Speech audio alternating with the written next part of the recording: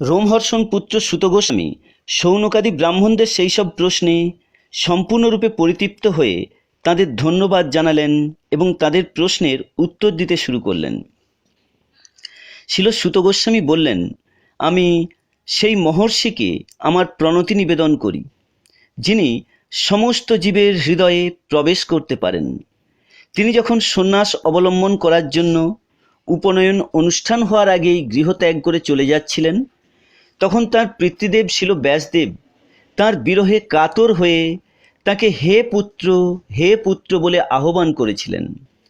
তখন তার ভাবনায় তন্ময় বৃক্ষরাজিও বিরহকাতর পিতার ব্যথায় ব্যথিত হয়ে প্রত্যুত্তর করেছিল। সংসাররূপ গভীর অন্ধকার উত্তীর্ণ হওয়ার অভিলাষী বিষয়াসক্ত মানুষদের কাছে কৃপা করে যিনি স্বীয় প্রভাব জ্ঞাপক সমস্ত বৈদিক জ্ঞানের সারভূত অনুপম আত্মতত্ত্ব প্রকাশদীপ সদৃশ সর্বপুরাণ রহস্য শ্রীমদ্ভাগবত বলেছিলেন, সেই মুনিগণের গুরু ব্যাসতনয় শিল সুখদেবকে আমি আমার সশ্রদ্ধ প্রণতি নিবেদন করি। সংসার বিজয়ী গ্রন্থ শ্রীমদ্ভাগবত উচ্চারণ করার পূর্বে পরমেশ্বর ভগবান নারায়ণ, সর্বশ্রেষ্ঠ মানুষ নরনারায়ণ ঋষি নামক ভগবত অবতার, বিদ্যাদেবী সরস্বতী এবং ব্যাসদেবকে আমি আমার সশ্রদ্ধ প্রণতি নিবেদন করি।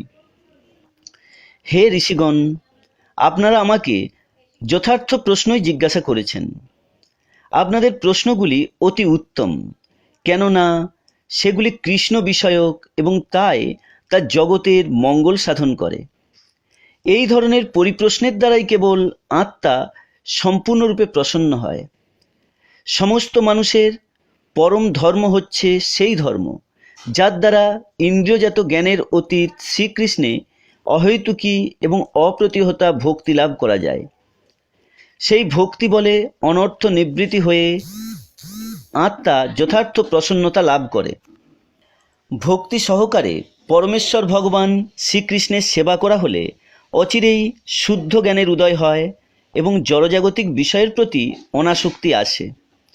স্বীয় বৃত্তি অনুসারে বর্ণাশ্রম পালনরূপ স্বধর্ম অনুষ্ঠান করার ফলেও যদি পরমেশ্বর ভগবানের মহিমা শ্রবণ কীর্তনে আসক্তির উদয় না হয়, তাহলে তা বৃথা সম্মাত্র। সমস্ত ধর্মের উদ্দেশ্যই হচ্ছে চরম মুক্তি লাভ করা, তা কখনো জড় বিষয় লাভের আশায় অনুষ্ঠান করা উচিত নয়। অধিকন্তু তত্ত্বদ্রষ্টা মহর্ষিরা নির্দেশ দিয়ে গেছেন যে যারা পরম ধর্ম অনুষ্ঠানে যুক্ত হয়েছেন তারা যেন কখনোই ইন্দ্রিয় সুখভোগের উদ্দেশ্যে জড়জাগতিক লাভের প্রত্যাশী না হন। ইন্দ্রিয় সুখভোগকে কখনোই জীবনের উদ্দেশ্য বলে গ্রহণ করা উচিত নয়। সুস্থ জীবনযাপন করা অথবা আত্মাকে নির্মল রাখার বাসনায় কেবল করা উচিত, কেননা মানব জীবনের উদ্দেশ্য হচ্ছে পরম তত্ত্ব সম্বন্ধে অনুসন্ধান করা। এছাড়া অন্য কোনো উদ্দেশ্য নিয়ে কর্ম করা উচিত নয়। যা অদ্বয় জ্ঞান অর্থাৎ এক ও অদ্বিতীয় বাস্তব বস্তু, জ্ঞানীগণ তাকেই পরমার্থ বলেন। সেই তত্ত্ববস্তু ব্রহ্ম, পরমাত্মা এবং ভগবান এই ত্রিবিধ সংজ্ঞায় সঙ্গীত বা কথিত হন। অপ্রাকৃত বস্তুতে সুদৃঢ় ও নিশ্চয়ই বিশ্বাসযুক্ত মুনিগণ জ্ঞান ও বৈরাগ্যযুক্ত হয়ে শাস্ত্র শ্রবণজনিত উপলব্ধি অনুসারে ভগবানের প্রতি প্রেমময়ী সেবার দ্বারা তাঁদের শুদ্ধ হৃদয়ে পরমাত্মারূপে সেই তত্ত্ববস্তুকে দর্শন করেন। হে দ্বিজশ্রেষ্ঠ, তাই সিদ্ধান্ত করা হয়েছে যে স্বীয় প্রবণতা অনুসারে বর্ণাশ্রম ধর্ম পালন করার মাধ্যমে পরমেশ্বর ভগবান শ্রীহরির সন্তুষ্টি বিধান করাই হচ্ছে স্বধর্মের চরম ফল। তাই একাগ্র চিত্তে নিরন্তর ভক্তবৎসল ভগবানের মহিমা শ্রবণ, কীর্তন, স্মরণ এবং তার আরাধনা করা কর্তব্য। পরমেশ্বর ভগবানের অনুসরণরূপ তরবারির দ্বারা যথার্থ জ্ঞানী পুরুষেরা কর্মবন্ধন ছেদন করেন। তাই সেই ভগবানের কথায় কেই বা অতিযুক্ত হবে না। হে ব্রাহ্মণ ঋষিগণ, সব রকমের পাপ থেকে সম্পূর্ণভাবে মুক্ত ভগবত ভক্তের সেবা করার ফলে মহৎ সেবা সাধিত হয়। এই ধরনের সেবার ফলে কৃষ্ণ কথা শ্রবণে আসক্তির উদয় হয়। পরমেশ্বর ভগবান শ্রীকৃষ্ণ, যিনি পরমাত্মা রূপে সকলের হৃদয়ে বিরাজ করেন এবং যিনি হচ্ছেন সাধুবর্গের সহিত তিনি তার পবিত্র কথা শ্রবণ এবং কীর্তনের অতিযুক্ত ভক্তদের হৃদয়ের সমস্ত ভোগ বাসনা বিনাশ করেন। নিয়মিতভাবে শ্রীমদ্ভাগবত শ্রবণ করলে এবং ভগবানের শুদ্ধ ভক্তের সেবা করলে হৃদয়ের সমস্ত কলুষ সম্পূর্ণরূপে বিনষ্ট হয় এবং তখন উত্তম শ্লোকের দ্বারা বন্দিত পরমেশ্বর ভগবান শ্রীকৃষ্ণের প্রতি প্রেমময়ী ভক্তি সুদৃঢ় রূপে প্রতিষ্ঠিত হয়।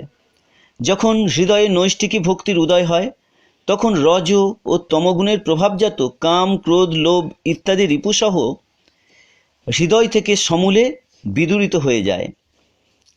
তখন ভক্ত সত্ত্বগুণে অধিষ্ঠিত হয়ে সম্পূর্ণরূপে প্রসন্ন হন।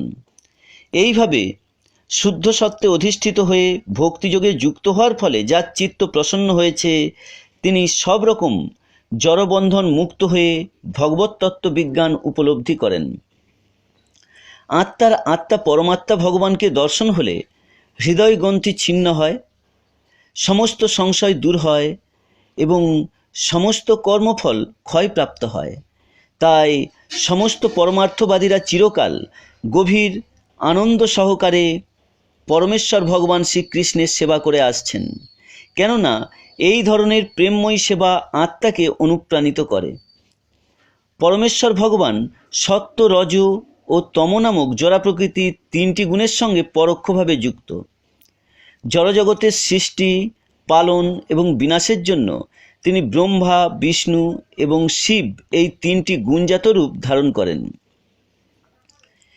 এই তিনটি রূপের মধ্যে সমস্ত মানুষই সত্ত্বগুণজাত রূপ বিষ্ণুর থেকে আত্যন্তিক মঙ্গল লাভ করতে পারেন।